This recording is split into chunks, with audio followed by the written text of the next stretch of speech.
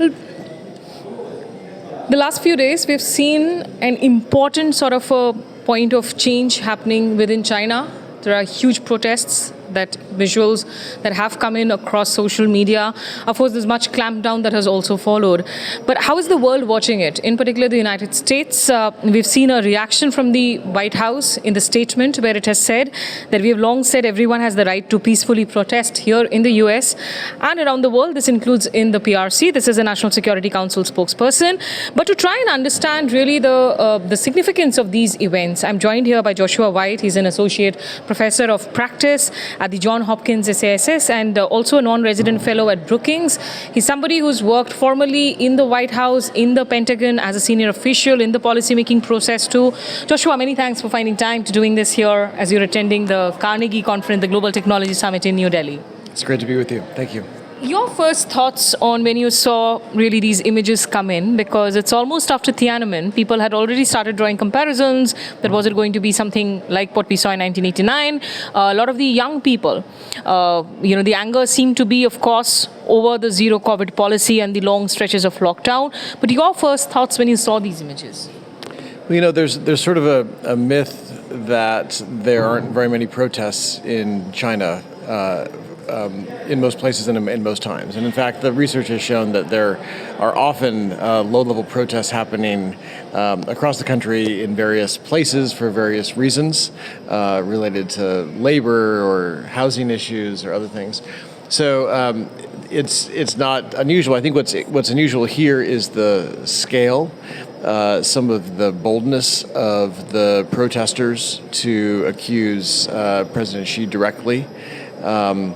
And the fact that it has, we're seeing this not just in one location, but more broadly. So it does seem to be something unique. At the same time, we know that the Chinese state is a coercive apparatus that has, extraordinary resources to be able to shut down protests and to really wipe all evidence of those protests, at least off of the domestic media, so that it makes it very hard for it to spread. Of course, there's always been a very strong sort of a clampdown across social media on Chinese media. But, Joshua, again, coming back to the fact that these are young people who are going out on the streets. And as you rightly mentioned, there's a rare criticism of Xi Jinping happening, from what began as the anger and frustration towards having been locked down for months now, when the world has moved towards normalcy at such a great speed post the pandemic. Do you think Xi Jinping has dug his heels in now?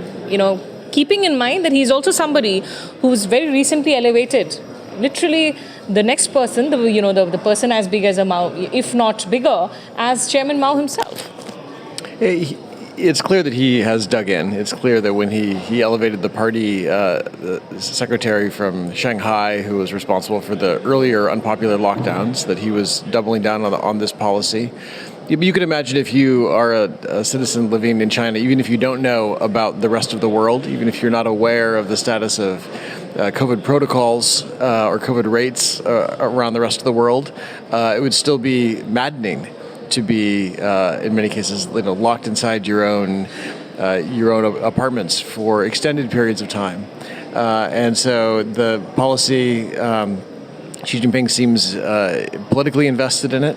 But it's understandable that this has created a widespread angst. How do you see Xi Jinping's rise within China at the moment? Do you see a political dissent perhaps in the churning too, or is that something that is completely under control now? Also in terms of, there's so much spoken about China's economic rise and the speed. It still has a fabulous growth story, but are there serious economic chinks in its growth story that have appeared?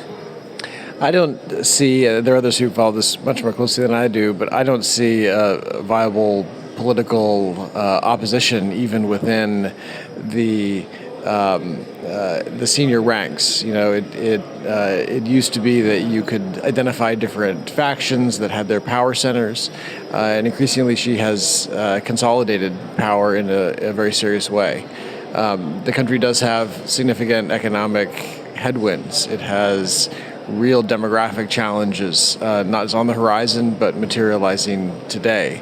Over the next few years, it's going to have significant challenges in some of its advanced technology sectors because of the export controls, restrictions that the United States has put in place, because of the ways in which U.S. companies and European companies are leaving mainland China due to the political risk environment, and some of the pressures for friendshoring and reshoring certain industries. So, I mean, there are a number of challenges that are now Xi's to, many of them are of his own making, but they're his completely at this point. The reactions that have so far come out from the White House, the National Security Council, what should the US's approach be at this point in time? Should it just sort of wait and watch, take a look, but not really get mingled into what is happening within China? There's a natural impulse, I think, by many in the Biden administration to want to come out publicly in support of these kind of protests. Similarly with the protests in Iran. At the same time, I think there are good reasons to believe that a statement from the White House in both of those cases that is too effusive would be counterproductive. That it would actually sap some of the legitimacy from these movements. And this is I think a constant tension. I'm sure the Biden administration knows that they're going to receive criticism from the Republicans in Congress for not coming out as strongly as they should or could in both of these cases. But I think the administration has taken a wise approach that speaks to a longer-term interest in signaling U.S. values, but in letting these movements play out with their own momentum and their own legitimacy over time. So it's a calculated decision is what you say, but also Xi Jinping, who was at the G20 meeting in Bali along with other world leaders, and we saw the statements come out from the French President Emmanuel Macron, where he suggested that, he could be looking at Xi Jinping playing a role of a mediator in the Russia-Ukraine war.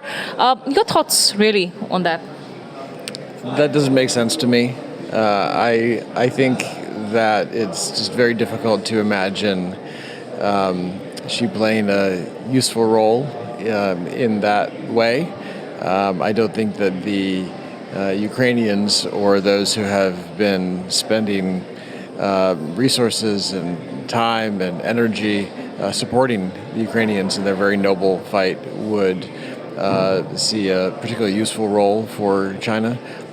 That said, I would always like to see China play a more constructive role on the world stage. And I said that about its potential role in the India-Pakistan conflict. And I think similarly in this case, if there's a positive role that China can play, of course we should all welcome that. In terms of the India story, in the way India has handled the Russia war, it hasn't condemned Russia for the invasion. Of course, publicly, we've seen those comments made by Prime Minister Modi to President Putin in Samarkand, and the era of war phrase becoming a part of the G20 declaration. What is the reaction? We hear of the on-camera reaction by American officials to how India continues to buy energy or supplies, gas from Russia, trade and defense. Off record, in the political corridors, how is it being viewed? The way India has gone ahead and, of course, towed its own line on the war. There is substantial frustration, candidly. I think there's more understanding about India's oil purchases because those there's no sanction on those, there's no prohibition on those. But on India's line at the UN, on its general posture toward Russia, there is frustration. I would say that those who have worked on India for a long time have a deeper understanding of where India is coming from, of the history, of the context. But what I think it's done within the U.S. bureaucracy is it has certainly soured some of those who work on transatlantic issues.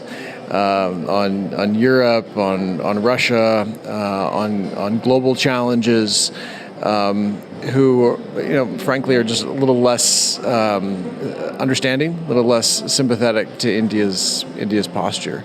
So in general, I would say those Americans who have worked on these issues were not surprised, but were disappointed, and can sort of hold both of those things at the same time. And there's clearly been a decision by the White House to not be too negative in public about India's decisions. I think the assumption is that a more negative public line wouldn't change India's behavior and would probably complicate other important elements of the U.S.-India relationship at the moment. But that's been, I think, a decision from the very top of the Biden administration. But there's certainly some within the system who find that quite unsettling.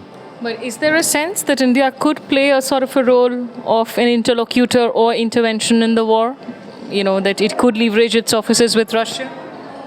I think there's a greater prospect of India doing so than China. And I would certainly welcome, I think most Americans would welcome any efforts that India could make, drawing on its good offices with Russia and its ties to Ukraine, to bring an end to what is a tragic war of aggression by Russia against Ukraine. Just a final question, Joshua. I know while you were in the Pentagon, of course, you've seen the India defense ties transformation happen. You worked on it for many years yourself.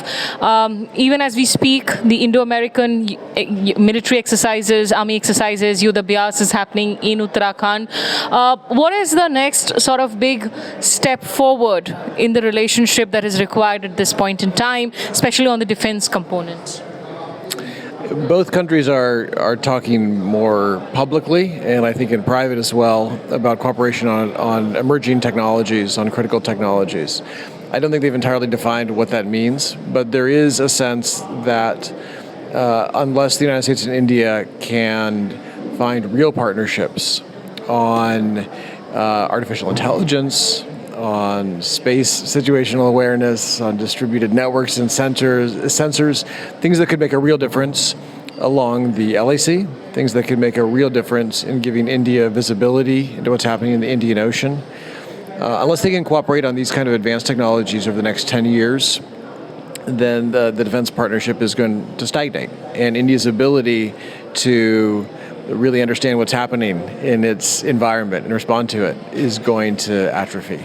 What is the biggest hurdle when it comes to transfer of critical technology? That still remains one of the biggest thorns. Every time you talk to strategic experts here, people in the policy-making process, one of the reasons that they say that, you do need Russia by your side at the end of the day is because you still are not getting the critical technology transfers from US. Even in terms of the vaccines, we saw India trying to make that argument for a TRIPS waiver along with other countries like South Africa.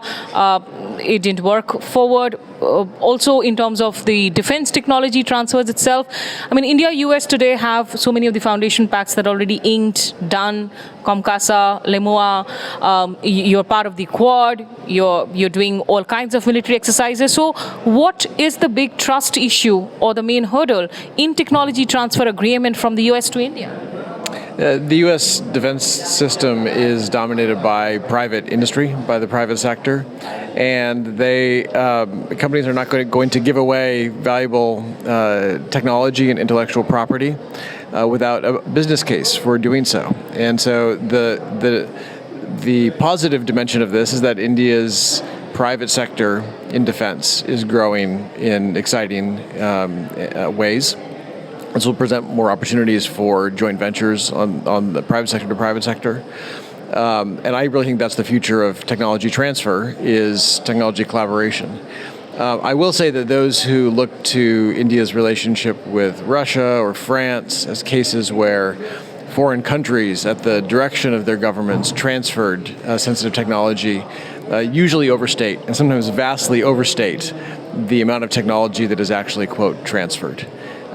Usually the country in question, France or Russia, retain all of the really sensitive technology, and there's not always a lot of know-how that's transferred in that process. So I think it's easy to overstate those cases, and on the U.S. case, there have certainly been disappointments in our U.S.-India defense technology trade initiative. It's been frankly underwhelming.